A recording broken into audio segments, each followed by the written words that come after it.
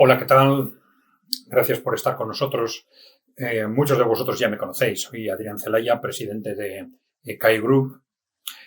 Colaboro con DMP Geopolítica. Estoy con vosotros todos los jueves a la noche en ese canal, a las 9 de la noche, hora Madrid, y hablando sobre temas de geopolítica, economía, cultura, valores, sociedad, siempre interrelacionados de alguna forma.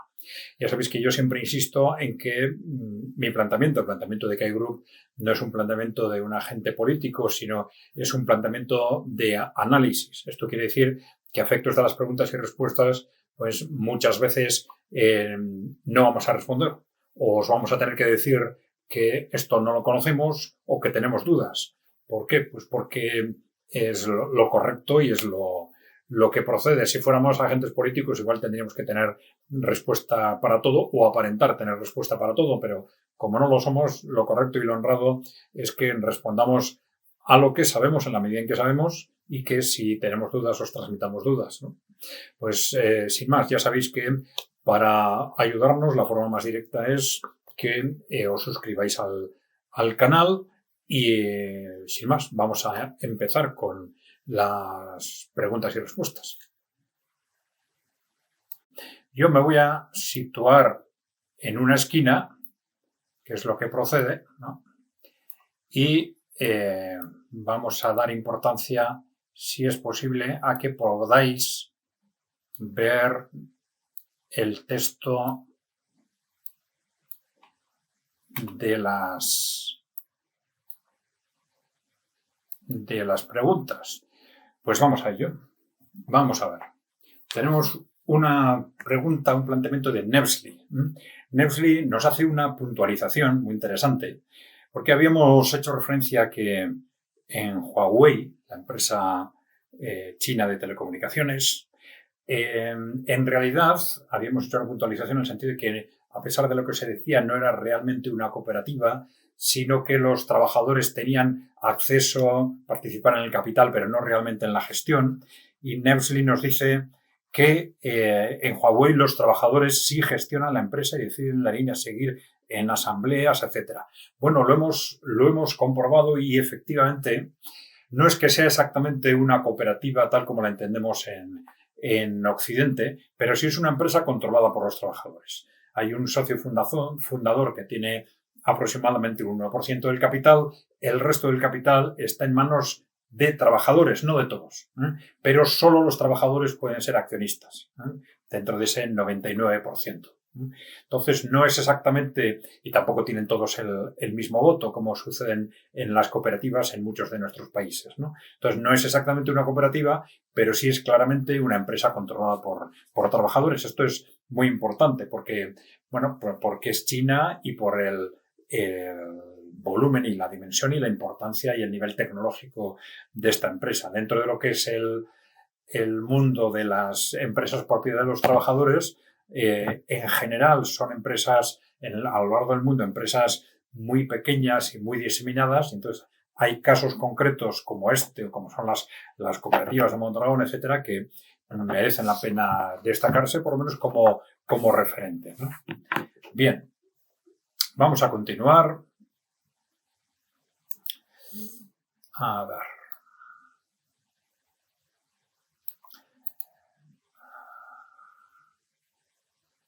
Juan Pablo Pérez Cuevas.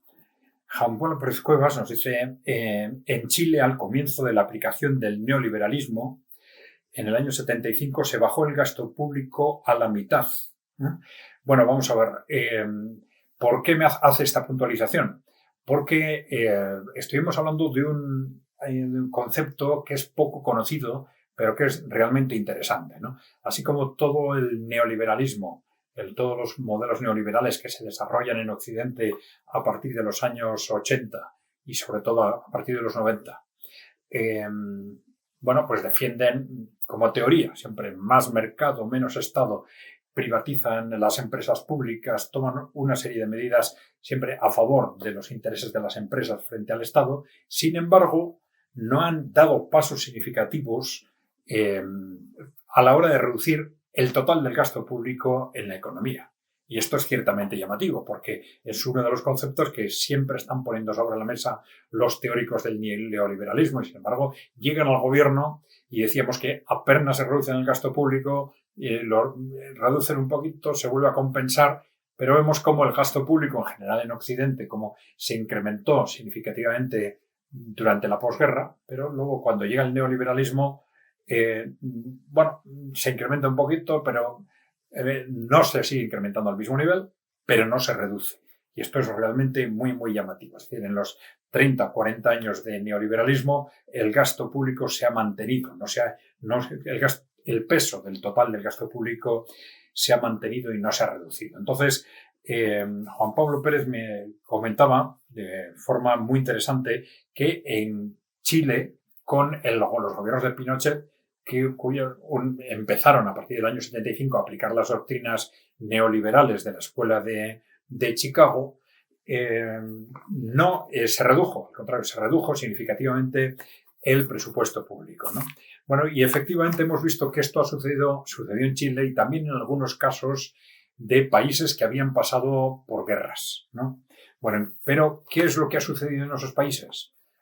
Pues que en realidad ha habido una reducción muy fuerte del gasto público con los gobiernos neoliberales, pero una reducción que en buena parte compensa los incrementos anteriores. Es decir, en el caso de Chile, si los datos que me han dado mis compañeros son correctos, el gasto público sobre PIB en el año 70 era un 26%, en el año 73, es la fecha en que se da el golpe militar, había llegado a un 45% y con el golpe militar luego se redujo otra vez hasta un 27%. Luego se redujo un poco más, en el año 75 un 27%, luego se redujo un poco más, pero a partir de ahí ha estado siempre entre el 20 y el 25%. Con lo cual vemos que ha estado más o menos, apenas un poco por debajo de cómo estaban, digamos, antes del gobierno de Allende. Con el gobierno de Allende hubo un incremento muy fuerte que posteriormente se redujo. Y algo similar ha pasado en esos países con gobiernos liberales o neoliberales después de conflictos bélicos. Es decir, lo que han hecho es reducir el gasto público de forma similar a como se había incrementado anteriormente. Pero, digamos, esto no rompe esa línea general de que en los países avanzados, con o sin gobiernos neoliberales, se va manteniendo el gasto público, ¿no? Y veíamos que la explicación de esto, hay muchas explicaciones de tipo ideológico, político, peso de las elecciones, etcétera, pero al final la explicación decíamos que la más razonable es probablemente la de que, curiosamente, esto es un poco antiintuitivo, pero en los países más avanzados la capacidad de ahorro de los ciudadanos es mayor, o mejor dicho, la capacidad de reducción del consumo ante circunstancias difíciles, y esto hace que los riesgos de crisis sean mucho mayores si no hay un importante gasto público. Es decir, el gasto público, pues a través del gasto sanitario, el gasto educativo, etcétera, es de alguna forma un colchón de gasto forzoso que impide que ante dificultades económicas, crisis, pues el gasto en general de la economía se hunda. Y esto es muy posible que sea un factor de estabilización que se hace cada vez más necesario en las economías avanzadas a medida que la renta de los ciudadanos crece, ¿no? Y es curioso porque esto parece que efectivamente es así. Los países más avanzados tienden a tener un gasto público mayor independientemente de la ideología. Y vemos cómo esto sucede también, por ejemplo, en Estados Unidos, que es, digamos, el gran líder del liberalismo en el mundo, el gran líder del mercado y de la iniciativa privada frente al Estado, en teoría, pero vemos que también el peso del gasto público en su conjunto evoluciona en esa dirección, ¿no? Esto es una cuestión distinta del gasto social, es decir, si esa importancia del gasto público luego se materializa de forma distinta en unos países que en otros. En unos casos más gasto social, en otros menos, pero bueno, el gasto público en su conjunto evoluciona en esa dirección y es una cuestión realmente interesante, ¿no? Bien, a ver. En Roberto Vázquez Olavarría nos dice también desde Chile una acotación. Una de las preguntas que le hicieron apuntaba cuál o cuáles son la raíz del mal. Dice que como profesor de filosofía me tomo el derecho de sugerirle que cuando a un niño se le moldea en el marco de falsa axiología de que él junto a su tribu han sido arbitrariamente el pueblo elegido, nombrados como el pueblo elegido, sin duda esta es la causa principal de todos los males. Bueno, yo diría que evidentemente, cuando esto sucede, estamos entrando en una dinámica ideológicamente peligrosa. Es decir, estamos sembrando en los niños y en la población en general unas ideas que no solo hacen referencia a la defensa de su comunidad, que eso en sí mismo es algo bueno, ¿no?, sino a la defensa de su comunidad por encima de las demás, ¿no? Es una ideología supremacista y esto en sí mismo es peligroso. Pero no sé si diría que es la causa principal de todos los males, porque muchas veces estos factores ideológicos a veces sucede lo contrario, es decir, que son instrumentos para proteger privilegios que se han conseguido previamente. Es decir, se consiguen por vías económicas, de organización social, etcétera, unos privilegios y a efectos de defender esos privilegios se impulsan unas determinadas ideologías que soportan ese privilegio, soportan el supremacismo, ¿no? Bien. Vamos a ver. Manu Vikingo nos dice, en su opinión, las ideas de Marx son actualmente una herramienta válida de análisis sobre las recurrentes crisis dentro del sistema capitalista. Gracias. Bien. Nosotros no somos expertos en marxismo. Esto hay que decirlo, que realmente es una metodología de análisis económico que es no solo eso, es evidente, es también una verdadera filosofía, ¿no? Y es ciertamente complejo de comprender de forma detallada, ¿no? Para los que partimos del análisis económico convencional, si se quiere, ¿no? Pero, evidentemente, sí,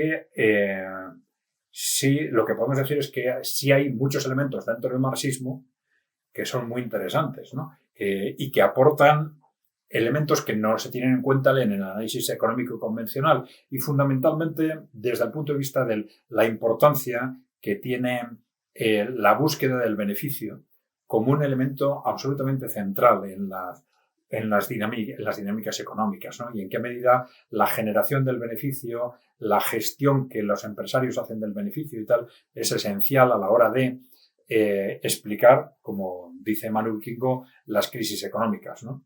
¿Es una herramienta válida? Sí, sin duda que el marxismo es una herramienta válida. No quiere decir que sea la única y evidentemente el propio marxismo actúa de forma interrelacionada con análisis y con datos que provienen de fuentes no marxistas, ¿no? Bueno, yo creo que yendo a los principios de crítica y de racionalidad del propio marxismo, hacer confluir los datos y las informaciones y los argumentos de distintas fuentes es siempre importante a la hora de ir avanzando en el conocimiento de la realidad, ¿no? Bueno, Cleolaco, algunas preguntas, dice. En una de sus intervenciones habló de la definición del socialismo tomando en cuenta la parte del Estado en la economía, caso de Rusia, China y, ¿por qué no, Irán? ¿Puede desarrollar la idea? Bien, vamos a ver. Teniendo en cuenta la parte del Estado en la economía, Pero no hay que olvidarse de lo que acabamos de decir. Es decir, que el referente fundamental no es tanto el gasto público, es decir, el total del gasto público dentro de la economía. Porque vemos que no hay una relación directa entre el carácter más o menos social de una economía y el importe del gasto público. Por ejemplo, estos países emergentes, Rusia, China, Irán y tal, destacan por el peso y la importancia del sector público empresarial, no del sector público en cuanto al conjunto del gasto público. Son dos elementos distintos. Ese incremento del gasto público sobre el total de la economía tiende a ir a más, como hemos dicho, en las economías más avanzadas, quizás probablemente hemos dicho como elemento estabilizador de esas economías, pero lo importante a la hora de definir el carácter más o menos social de un Estado, de una economía, es probablemente el peso del sector público empresarial, de las empresas públicas, mucho más que el gasto público en cuanto tal. Bien, ustedes hacen referencia a los conflictos entre las corporaciones, capitalismo multinacional y los estados del sur global. Comparto, pero dice, hay de los otros conflictos que hay, entiendo, ¿no? De los otros conflictos sociales y nacionales, lucha de clases, oposición entre trabajo intelectual y manual, nacionalismo. Bien. Vamos a ver. Bueno, evidentemente, claro. Ahora estamos ante un conflicto geopolítico que enfrenta, bueno, sur global, ¿no? Sur global entendiendo, digamos, frente a lo que se llama Occidente, a los países emergentes, que era lo que antes se llamaba el segundo mundo, si se quiere, eran los que componían antes el mundo socialista, ¿no?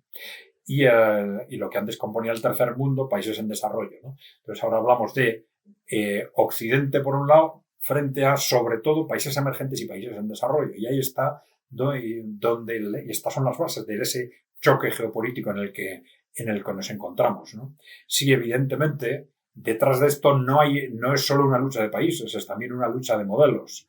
Una lucha de modelos en las que hay, por un lado, defensa de intereses corporativos, por otro lado, defensa de intereses generales representados por sus gobiernos. Bueno, es evidentemente una conjunción, pero sí es importante entender que no es solo una lucha de países o una lucha entre civilizaciones como a veces se interpretan. Hay dos modelos distintos, un modelo claramente oligárquico corporativo, que es el modelo dominante en Occidente, y otro modelo con distintas ideologías, distintos orígenes, pero en el que ya dijimos que hay una cuestión básica, que es que pues un planteamiento anticorporativo, si se quiere, los gobiernos por encima de las grandes corporaciones privadas, ¿no? Bien. Comparto su análisis, dice, del feminismo y de los ecologistas,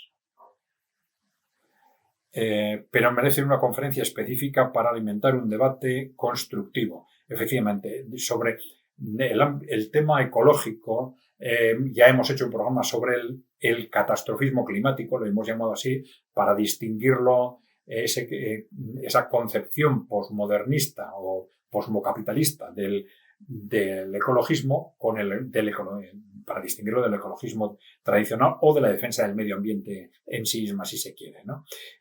Haremos otro programa sobre el feminismo, siempre recordando que intentamos evitar la palabra feminismo para evitar confusiones, y hablaremos por un lado, de la emancipación de la mujer, el proceso de emancipación de la mujer, y por otro lado del posmofeminismo, como la distorsión corporativa de ese proceso de emancipación de la mujer. Bien. Horacio Lira dice, insisto, parece que lo ha comentado otra vez, no lo hemos tenido en cuenta. Hay que referirse a las 6 formas de contrarrestar la caída de la tasa de ganancia que enuncia Marx en El Capital. La verdad es que no sé identificar el objetivo de la pregunta, Horacio, si puedes decirnos con más precisión cuál es el objetivo, porque efectivamente Marx hace referencia a distintas formas de contrarrestar la caída de la tasa de ganancia, pero no sé cuál es el objetivo de plantearlo ahora. Está relacionado con algo que yo comenté quizás en algún vídeo. Estas formas en las que se contrarresta la tendencia a largo plazo de la caída de la tasa de ganancia quizás dentro del contexto del análisis del neoliberalismo, pues hay distintos instrumentos que se han utilizado para esa, digamos, para incrementar la tasa de ganancia de las inversiones. Esto ha sido evidente. No sé si se refiere a esto, a que evidentemente estos instrumentos se han detectado en el modelo neoliberal de una forma muy clara. Pero bueno, no sé si es el planteamiento. Igual quieres que hagamos un contraste del fenómeno neoliberal con esas formas de contrarrestar la caída de la tasa de ganancia que aparecían en el Capital de Marx. No sé si es este tu objetivo, pero si nos puedes precisar un poco más, estupendo. Bueno, Conchita Calvo. Conchita Calvo hace varias preguntas y vamos a ver con un texto que voy a intentar resumir.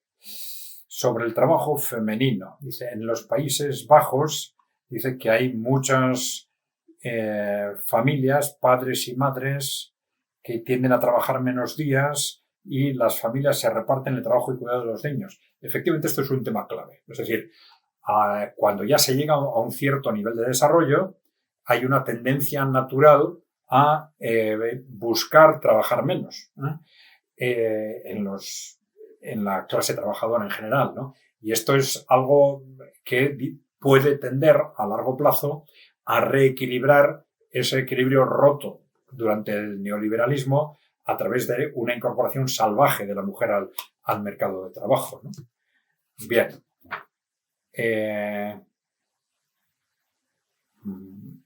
Pero sí es clara esta cuestión. Es decir, seguramente esa forma de recuperar el equilibrio para el reparto del trabajo entre hombres y mujeres, tanto el trabajo profesional como el trabajo doméstico, es necesaria una reducción del conjunto del tiempo de trabajo, ¿no?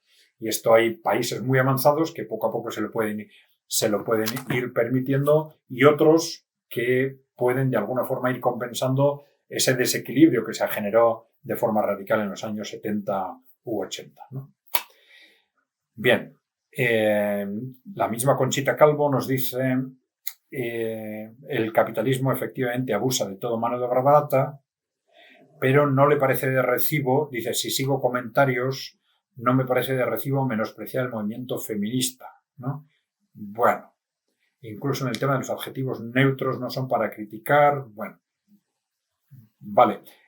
Bueno, efectivamente, es un tema con el que hay que tener cuidado, ¿no? Por eso digo que nosotros intentamos evitar la palabra feminismo, porque hay concepciones muy distintas detrás de la palabra feminismo y para algunos feminismo es, como digo, el propio proceso de emancipación de la mujer en sí mismo y para otros feminismo le llaman al movimiento posmofeminista generado en las últimas décadas, que es, desde nuestro punto de vista, es algo totalmente distinto. Es una distorsión posmodernista de ese proceso de emancipación de la mujer en el que los objetivos reales tienden o intentan ser sustituidos de forma radical por eslóganes, emociones, sentimientos y es al final una clara manipulación de ese proceso de emancipación de la mujer en base a intereses corporativos, ¿no? Bien.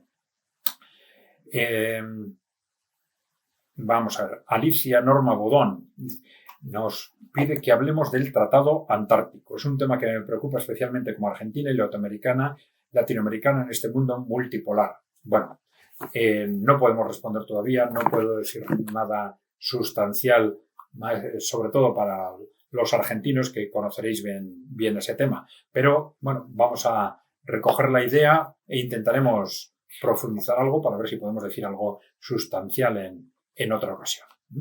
Bien. ¿Sería posible que alguien tratara cómo de importante es el papel de la City de Londres en la toma de decisiones en geopolítica? Bueno, vamos a ver. Cuando hablamos de la City, a veces se interpreta la City como lo que es estrictamente el mercado financiero, pero yo creo que lo más importante desde el punto de vista de Gran Bretaña es, digamos, la estructura oligárquica que en parte es financiera, en parte son servicios de inteligencia y que de alguna forma se desarrollaron a fines del siglo XIX, primeros del XX, como un instrumento, claro, de protección del Imperio Británico y de transformación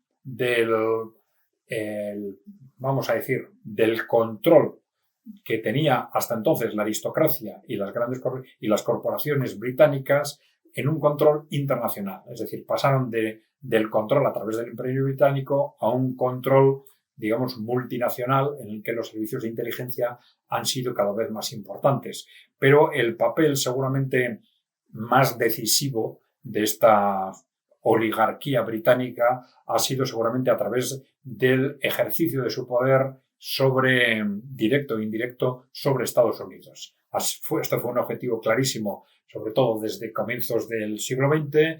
Ellos hacen reflexiones repetidas en las que se dan cuenta de que Gran Bretaña por sí misma, el Reino Unido, es demasiado pequeño para que sea el instrumento para mantener su poder sobre el mundo y se plantean como objetivo fundamental influir sobre Estados Unidos para, a través de Estados Unidos, intentar controlar, ejercer dentro de lo posible ese poder internacional, ¿no?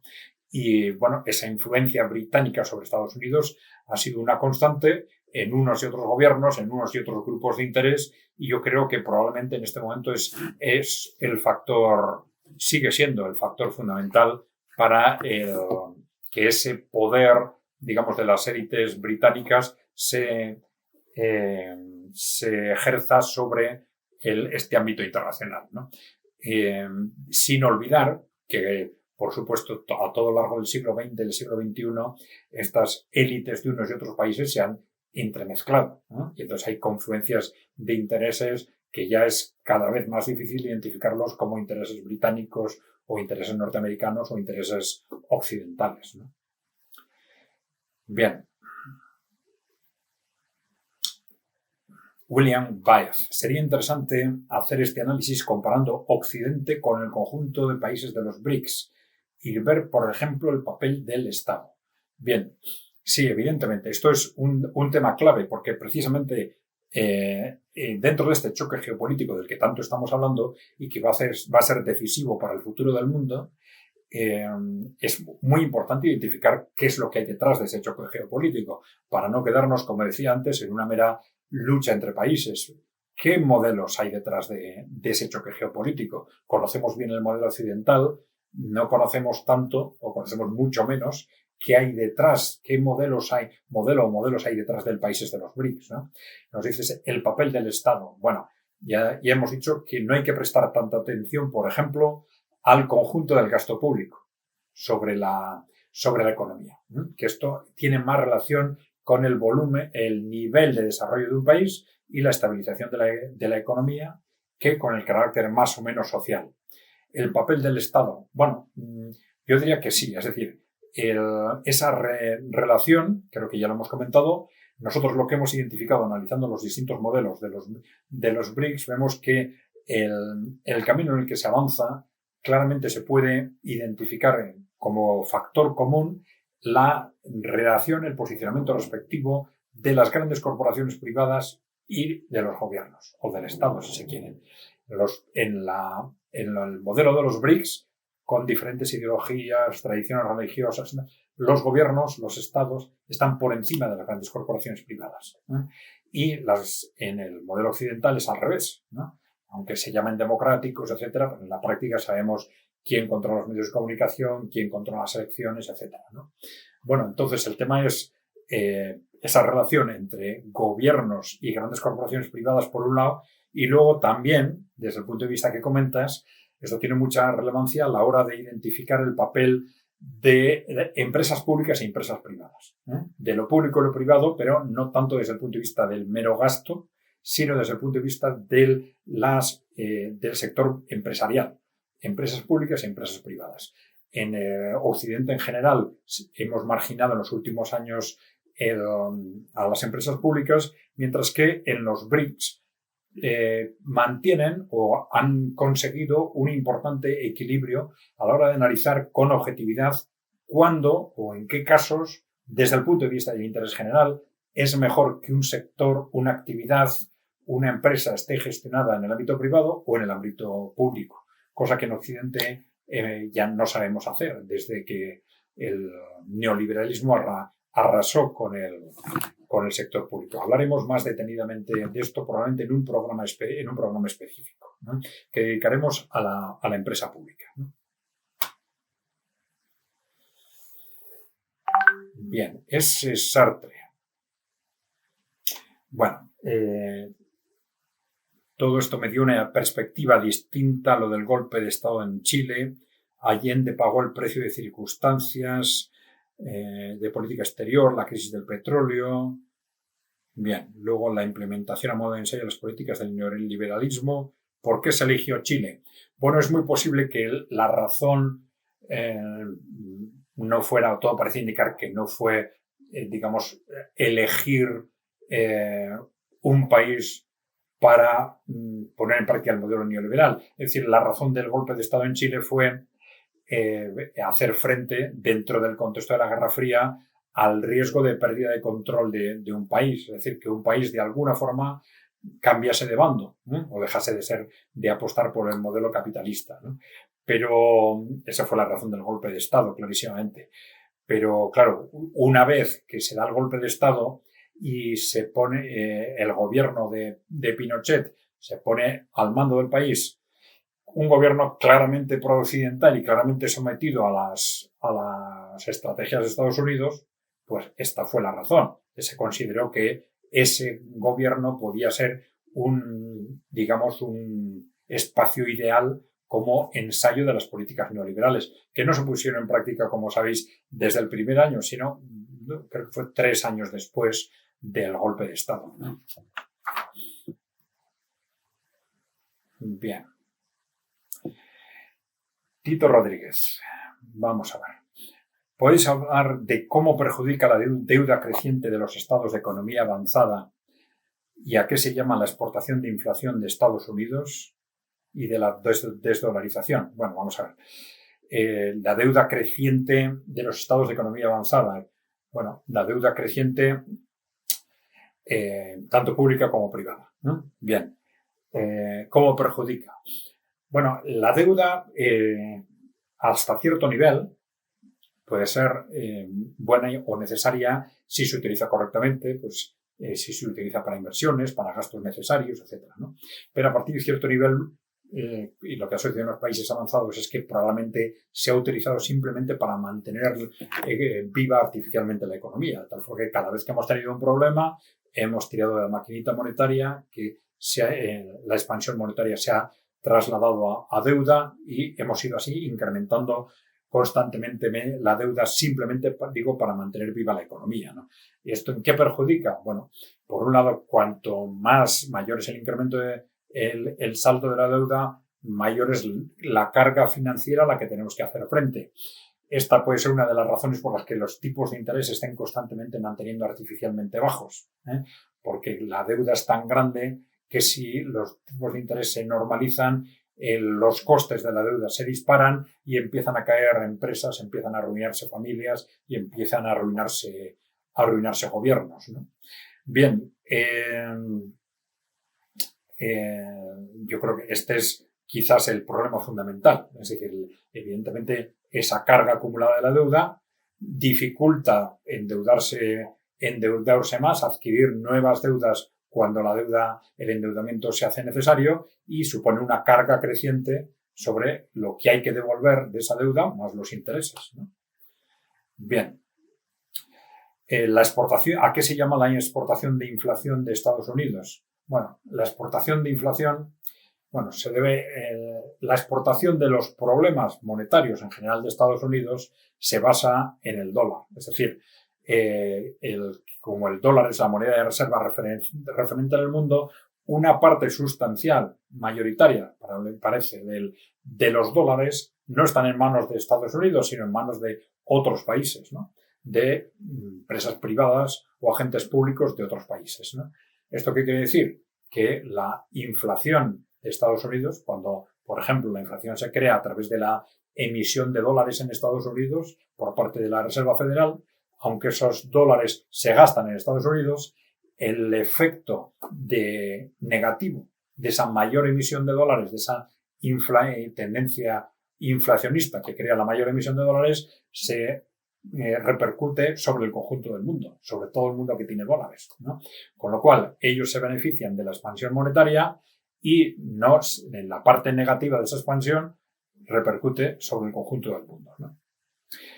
De la desdolarización, bueno, ¿qué podemos decir? Pues, bueno, ahora no hay mucho tiempo, pero la desconfianza, como comentábamos ahora, ante estos modelos de moneda fiduciaria, de confianza, en los que no hay una atadura real del valor de las monedas, sino que hay una expectativa de que el valor de que no se impriman demasiadas monedas, ¿no?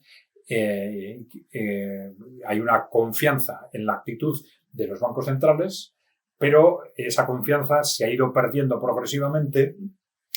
Los bancos centrales, pues el Banco Central Europeo, la Reserva Federal Norteamericana, han abusado, y esto está muy relacionado con ese constante crecimiento de la deuda. Pues como consecuencia de esto ha surgido una desconfianza que ha facilitado o ha impulsado estos procesos de búsqueda de desdolarización. Es decir, que en el conjunto del mundo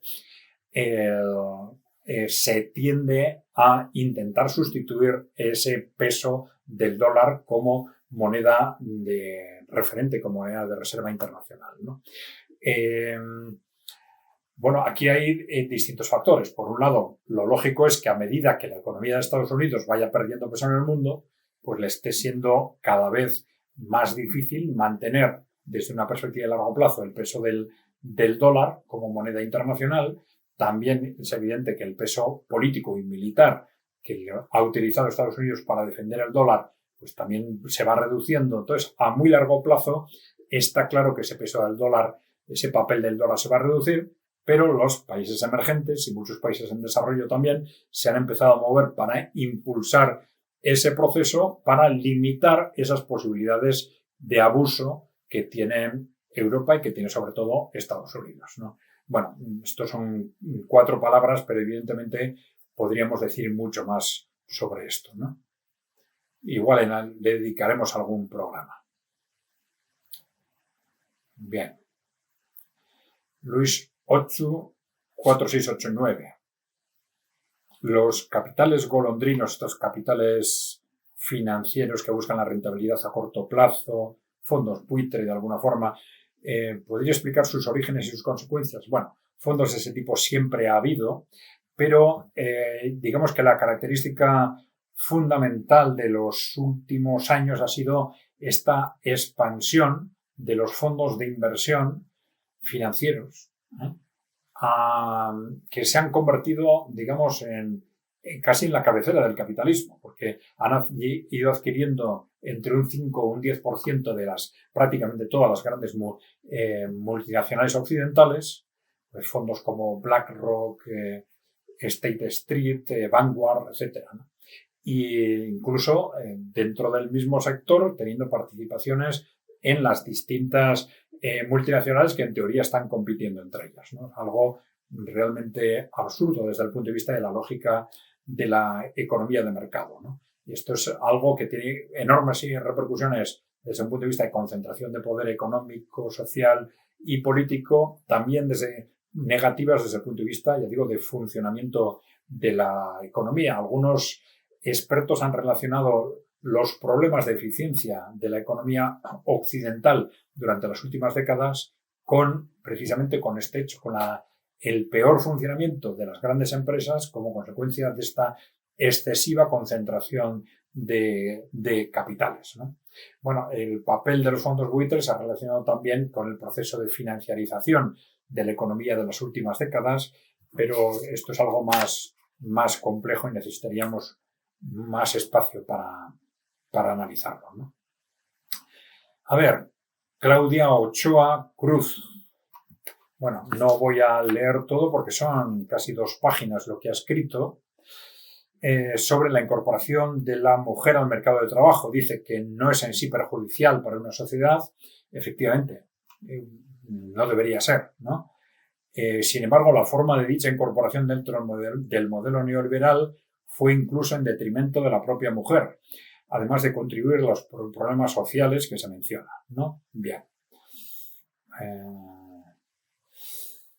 En casi todo el mundo occidental, la mayor parte de los grandes colectivos en favor de la mujer se realizan por muchas causas y casi nunca o nunca se realizan grandes movimientos o colectivos en favor de la igualdad salarial. El capital no conoce de género. Bueno. Si en poco tiempo se introduce una gran cantidad de mano de obra al mercado, entonces los salarios disminuirán. Esto fue lo que sucedió. Bueno, es más un comentario largo que una pregunta en realidad, ¿no? Bien, yo creo que en términos generales coincidimos. Evidentemente, como decíamos, el problema no es la incorporación de la mujer al mercado de trabajo, sino que esta incorporación no se hiciera en interés de la mujer. No, el objetivo claramente no fue el proceso de la emancipación de la mujer, sino que las corporaciones dispusieran de mano de obra barata masiva, que es un objetivo fundamental de ellas, ¿no? Y por eso esa emancipación no se realizó repartiendo entre hombres y mujeres el trabajo profesional y el trabajo doméstico, sino echando sobre las mujeres, además del trabajo doméstico, 40 horas o 45 horas de trabajo por semana, cuando fue una auténtica barbaridad, destrozó las vidas de cientos de millones de mujeres y tuvo el impacto paralelo, por supuesto, del hundimiento demográfico, ¿no? Bien. Adam 2123. Sería genial plantearse qué modelo se ocuparía para enfrentar los grandes desafíos que está viviendo la humanidad. Dudo de que el capitalismo lo haga, es más una causa que una solución. Bueno, en otro programa ya hemos analizado 6 modelos de futuro. Si son o no son capitalistas ya es otra cuestión. Algo de esto ya hemos dicho. Hay un par de ellos que, según cómo se analicen, un par de estos modelos pueden ser o no ser capitalistas, ¿no? Y sobre cuál de entre ellos, cuál va a ser probablemente el modelo de futuro, cuáles van a ser el modelo de futuro, vamos a hablar en un programa específico. Es decir, hemos hecho uno sobre 6 modelos de futuro, describiendo cuáles son esos modelos, y otra cosa es lo que vamos a ver en ese otro programa, de entre esos modelos, cuáles creemos que tienen más posibilidades de triunfar y por qué. Bien. Miguel Hernández Lucas. Bueno, es el PSOE un partido con esbozos tintados de neoliberalismo. Bueno, no voy a responder esta pregunta porque voy a intentar no responder o no hacer valoraciones relacionadas con partidos políticos concretos, porque esto es algo que dificulta radicalmente el análisis. Es decir, las posiciones de grupo, emotivas, las posiciones de tribu, si se quiere, de todas las personas son tan fuertes que si a la hora de argumentar ponemos encima de la mesa el nombre de un partido político, pues ya la razón desaparece y el espíritu de tribu prevalece. Entonces, voy a intentar, dentro de lo posible, no realizar análisis nombrando partidos políticos concretos, ¿no? Bien. Pregunta, ¿en qué consiste el capitalismo corporativo que reemplazaría al actual? Bueno, esto está analizado en el vídeo que hemos hecho sobre 6 modelos de futuro, ¿no? Bien, ese capitalismo corporativo, algunos dicen que incluso ya dejaría de ser capitalismo. En general, no voy a repetir todo lo que se dice en ese vídeo, pero en general es un modelo en el que las corporaciones, porque claro, muchas veces se dice que el capitalismo actual ya es un capitalismo corporativo, ¿no? Pero bueno, en ese modelo se plantearía que las grandes corporaciones tendrían un peso muy superior al actual, tanto en su relación con las personas como en su relación con los gobiernos, ¿no? Que sustituirían buena parte de forma radical a los gobiernos actuales y que tendrían una relación mucho más directa con los ciudadanos, de tal forma que algunos han dicho que las corporaciones adquirirían un peso tan enorme que se constituirían en los nuevos señores feudales y le han llamado a ese modelo que están proponiendo o que han propuesto en los últimos años las grandes corporaciones un modelo más neofeudal que capitalista, ¿no? Pero bueno, básicamente iría en esa dirección.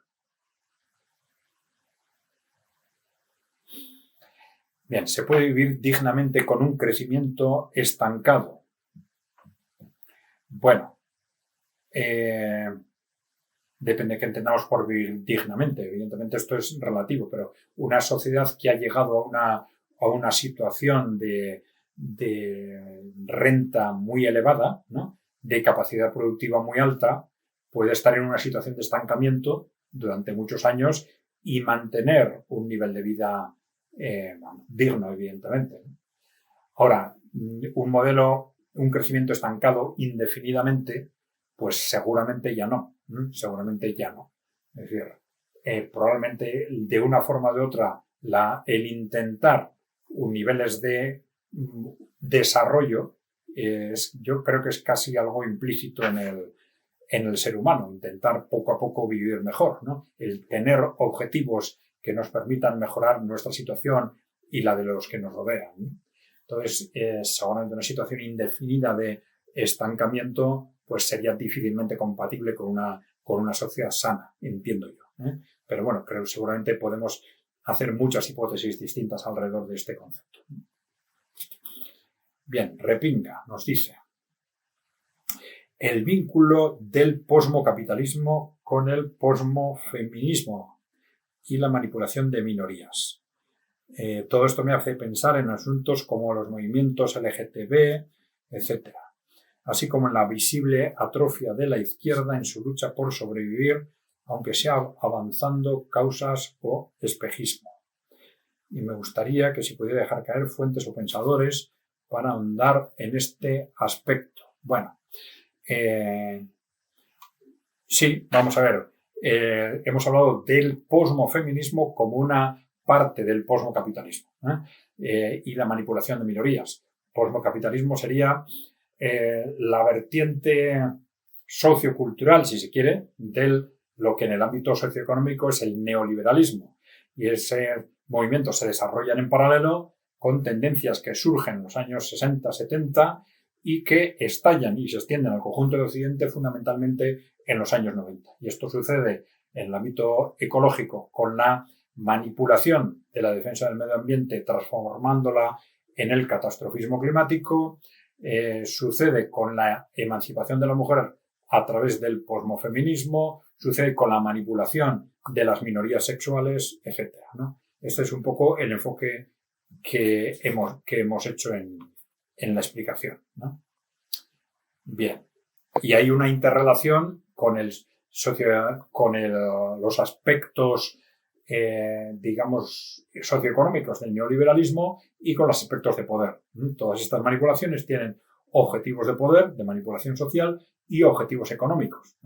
Objetivos económicos son muy evidentes, por ejemplo, en el caso del catastrofismo climático, del posmofeminismo, relacionado con la explotación masiva de las mujeres en el acceso al mercado de trabajo, etc., ¿no? Bien. Vamos a ver, quiero saber aquí 3 preguntas en otro formato. Eso del posmocapitalismo suena fatal. Bueno, sí, vamos a ver, hay otros términos relacionando el interés de las grandes corporaciones, el que se trata de un modelo determinado dentro del capitalismo, con los aspectos socioculturales del posmodernismo, ¿no?, que están detrás de todas estas corrientes, ¿no? Entonces, bueno, posmocapitalismo es lo suficientemente simple, porque se ha hablado también de posmodernismo corporativo, corporativismo posmoderno y tal. Posmocapitalismo puede sintetizar correctamente esto también sin acusar, porque algunos dicen simplemente posmodernismo, pero el posmodernismo es también una corriente artística, tiene otras vertientes que, bueno, digamos, los que profundicen en ellas tendrán su propia valoración, pero posmocapitalismo quizás nos centra suficientemente el concepto. Yo creo que es relativamente sencillo desde un punto de vista terminológico y centra suficientemente el concepto relacionándolo con un modelo determinado del proceso de avance del capitalismo y influido por estas corrientes posmodernistas, de alguna forma. Bien, apenas se ha reducido, Permacultura en Extremadura nos dice, apenas se ha reducido el gasto público pero los derechos sociales sí se han reducido en loro. Efectivamente, claro. El neoliberalismo, en lo sustancial, no reduce el gasto público, pero que se va incrementando en los países avanzados a medida que avanza el desarrollo económico, pero eso no quiere decir que dentro del gasto público se puede gestionar de formas muy distintas, ¿no? La parte social del gasto público puede tener más o menos importancia, el gasto militar también es gasto público, etcétera, etcétera. Bien. Saxania nos dice, esto de la liberación femenina es una estafa. La verdadera lucha está en que el trabajo doméstico sea reconocido y remunerado. Bueno, sí, evidentemente, claro. Desde un punto de vista del análisis económico, el haber olvidado el papel y la trascendencia del trabajo doméstico ha facilitado enormemente esa estafa a las mujeres que ha supuesto llevarlas al trabajo profesional sin tener en cuenta que además se les estaba pidiendo pues, que desarrollen el trabajo doméstico, que ha introducido, ya digo, a cientos de millones de mujeres en una situación de esclavitud, ¿no? Desde el punto de vista de tiempo libre, etcétera, ¿no? Bien, claro, cara al futuro, evidentemente, ¿no? Sí, la revalorización y la valorización en lo que realmente aporta del trabajo doméstico es un aspecto esencial. Sí, es complicado, pero es un aspecto esencial. Bien. Es complicado pues, por distintas razones, porque la valoración y otra cosa es la retribución. Tiene que ser un trabajo directamente retribuido o no. ¿Quién lo tiene que retribuir? Si hay uno de los dos cónyuges que trabaja y el otro no, ese es el cónyuge el que se lo tiene que retribuir, pues probablemente sí, ¿no? Y habría que establecer determinadas garantías al respecto, etcétera, ¿no? Pero bueno, ya es un tema, el detalle de cómo hacer esto es un tema bastante complejo. Bien. Permacultura Extremadura. A ver, ¿piensas que el control corporativo del mundo se produce como efecto de la lucha de diferentes intereses privados o que en el fondo de todo existe una especie de inteligencia unificada que tiene intereses en todas partes y fomenta todo tipo de enfrentamiento como parte de una estrategia para mantener el poder acumulado? Bueno, yo diría que las dos cosas, ¿no? Es decir, hay, en la medida en que el poder económico está diseminado en multitud de miles, cientos de miles, millones de inversores, pues es un poder diseminado. Pero a ciertos niveles, todos los que tienen poder económico intentan tener más, intentan posicionarse dentro de esa concentración de poder. Entonces, a ciertos niveles, evidentemente hay estrategias entre los muy grandes inversores, hay estrategias compartidas, ¿no? ¿Hasta qué punto están compartidas en ese concepto de inteligencia unificada? Pues esto es complejo, porque si vamos al nivel más alto, parece que hay concepciones dentro de ese nivel más alto, incluso ahí hay concepciones muy distintas, incluso ideologías y religiones, etcétera, ¿no? Aunque sean pocas personas y pocos inversores, a pesar de esas ideologías distintas, se ponen de acuerdo en objetivos comunes, ¿no? Que es defender ese poder, vamos a decir, de las grandes corporaciones, de los muy grandes inversores, ¿no? Para decirlo muy claramente, como una muestra muy clara, por ejemplo, hay un sector que es claramente un sector alineado con lo que se ha llamado el sionismo y otro sector que tiene una clara vinculación con intereses que fueron en su momento nazis y podemos decir neonazis, por ejemplo, ¿no? Es decir, pero todos estos sectores, a la hora de defender los grandes intereses corporativos occidentales, se ponen de acuerdo, ¿no? Bien. Manuel Gómez, déficit público igual a ahorro privado. Bueno, sí, de esto se habla mucho, pues, por ejemplo, en el keynesianismo, etcétera, ¿no? Cuando hemos hablado de este problema estructural de las sociedades avanzadas que tienen una gran capacidad de ahorro, y esto tiene un enorme peligro, ¿no? Porque puede generar una caída del consumo, puede generar un hundimiento de la economía, pues muchas veces esto se compensa a través del gasto público. Evidentemente, supongo que por eso estás haciendo esa identificación entre déficit público y ahorro privado, ¿no? La MMT, la teoría monetaria moderna, bien, lo pones como interrogante, quizás porque piensas que teníamos que haberle dado una mayor importancia.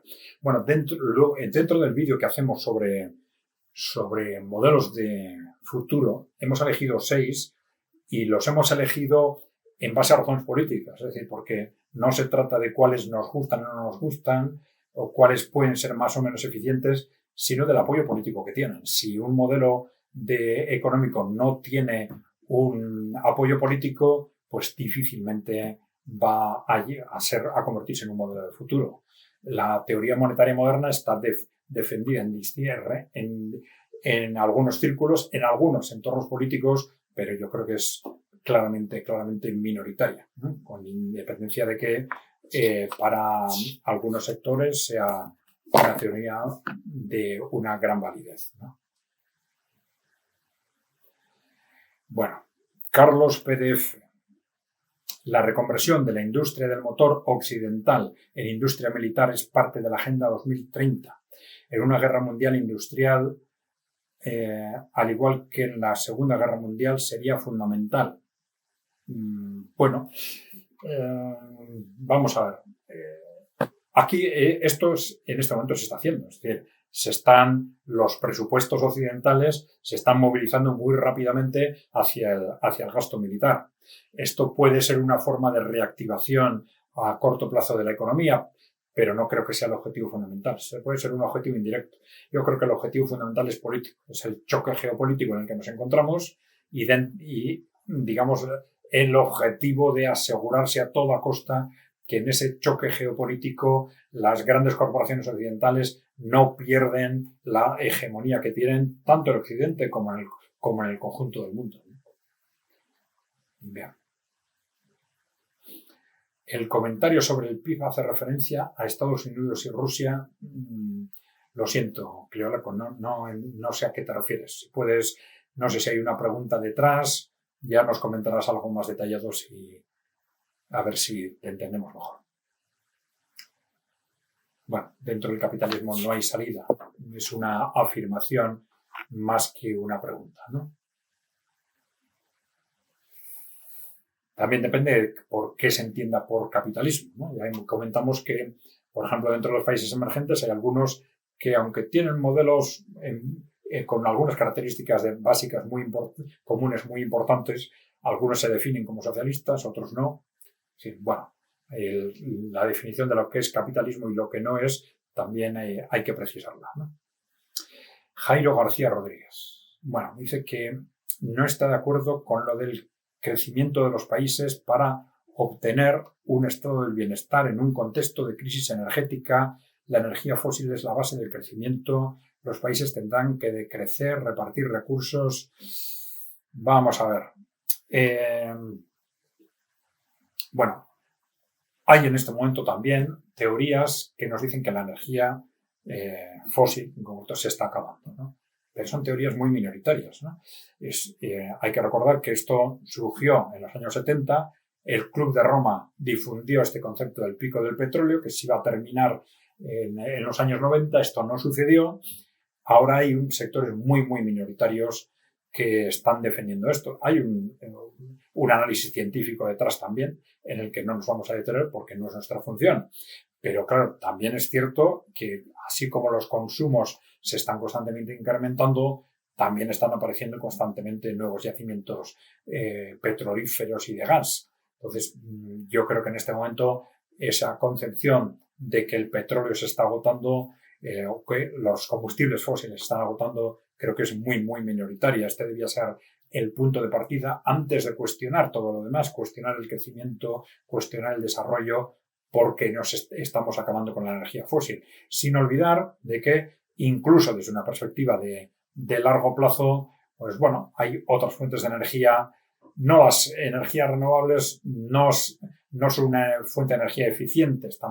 De alguna forma se está apostando por ellas por razones ecológicas, no por razones de eficiencia, pero también ya más al futuro tenemos formas nuevas de energía nuclear cada vez más seguras y sin olvidar que todo el mundo está pensando que en un momento determinado la energía de fusión pues, nos permitirá resolver los problemas energéticos fundamentales. Que pasen 15 años o que pasen 40 años para llegar hasta ellos, otra cuestión. Pero yo creo que si pensamos en el futuro a muy largo plazo, hay que tener todo esto en cuenta, ¿no?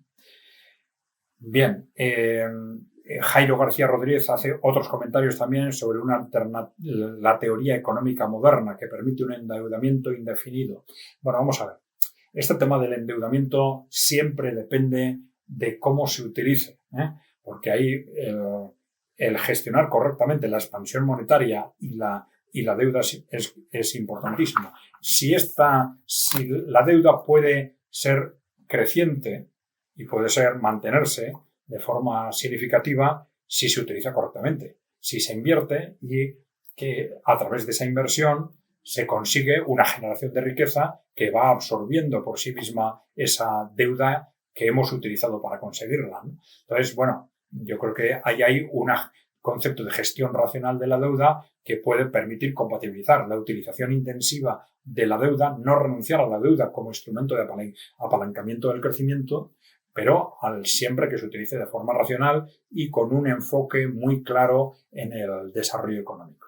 Bueno, esta es en principio nuestra opinión, aunque evidentemente alrededor de todo esto se puede hablar mucho más. Bueno, pues nada más. Ya sabéis, si tenéis más preguntas que queréis hacer en los propios comentarios de este vídeo o en otros, pues dejarlas e intentaremos irlas contestando en sucesivos programas. Ya sabéis que yo estaré con vosotros los jueves a las 9 de la noche, hora Madrid, en DMP Geopolítica, y que si queréis ayudarnos, la forma más directa es que os suscribáis al canal. Sin más, pues muchas gracias por acompañarnos en este vídeo y hasta la próxima. Un saludo.